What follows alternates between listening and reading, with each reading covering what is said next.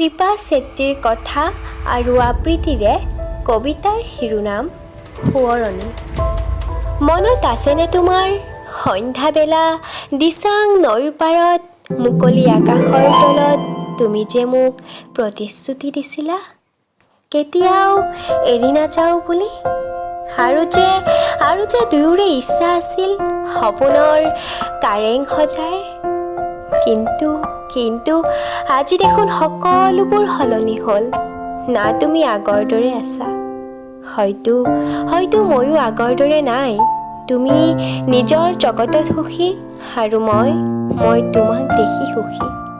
একো নাই দিয়া, সদায়ে এই হাঁহিটি বিৰিঙি থাকক তোমাৰ মুখত। আৰু মোৰনো কি, আজি আছোঁ কালি নাই। চিন্তা নকৰিবা, ভাঙি নপৰোঁ মই কেতিয়াও। যি মোৰ নাছিল তেওঁ কেতিয়াও মোৰ হ'ব নোৱাৰে।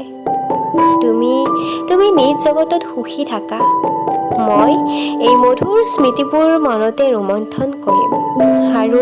আৰু পাহৰিবতো নোৱাৰো ন কেতিয়াও।